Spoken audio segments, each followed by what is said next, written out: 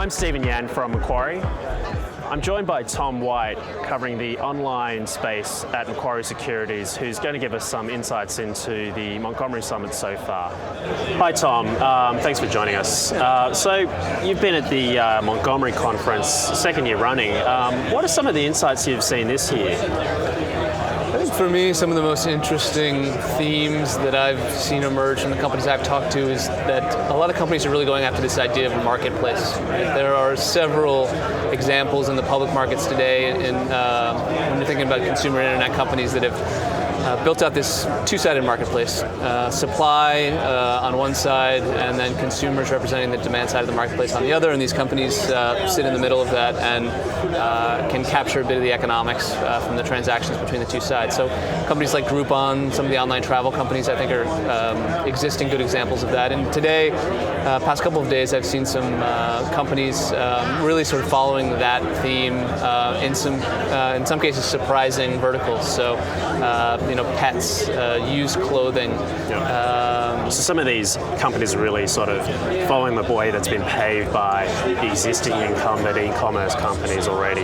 Yeah, I think that's a good way to think about it. It's a model that I think has proven to be effective in the internet world and has also proven that there may not be that many barriers to entry, but there are evidently some barriers to scaling it. So if you think about verticals where big marketplaces have emerged, like local companies like Yelp and Groupon, or like travel reviews, companies like TripAdvisor, on paper there's not a lot of barriers to entry to those types of businesses, but those companies that have sort of been able to build out a head start early and quickly, no one's really been able to catch up with them. So I think here at this conference you're seeing companies that are targeting other verticals and seemingly have a big head start and could conceivably emerge as very interesting businesses. And are these companies doing anything differently from the people that have a head start on them, or are they sort of really just kind of following that same approach in terms of coming to market? Well, their verticals are unique and different, and therefore require kind of different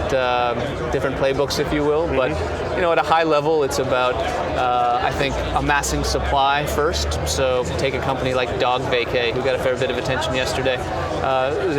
They've worked on building out a supply side of providers and caregivers, and then on the other side you've got to sort of promote and market the brand to consumers, and you can't really do one before the other. You kind of have to do it holistically at the same time, and so it's an interesting recipe. But I think that's generally the sort of high-level kind of playbook that all of these marketplace type companies are.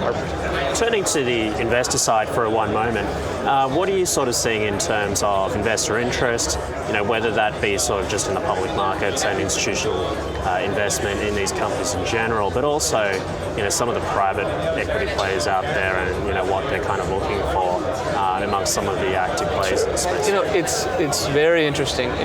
My sector, which is generally sort of U.S. internet companies that are sort of south of 20 billion in market cap, there's been a relative sort of slowdown in interest. You've seen multiples really sort of expand, and a lot of investors sort of view the space as overpriced in a lot of ways. But if you compare public market valuations to private market valuations, you could argue that some of the public companies may actually still be undervalued, or by contrast, you could argue that the private companies are being overvalued. But you're seeing companies in the private markets have these much larger valuations than sort of comparable companies in the public market. So it seems right now public market investors aren't necessarily that focused, or it's not a particularly popular space to be with some of my stocks. But you're also seeing this continued heavy activity on the private market side. So it's an interesting sort of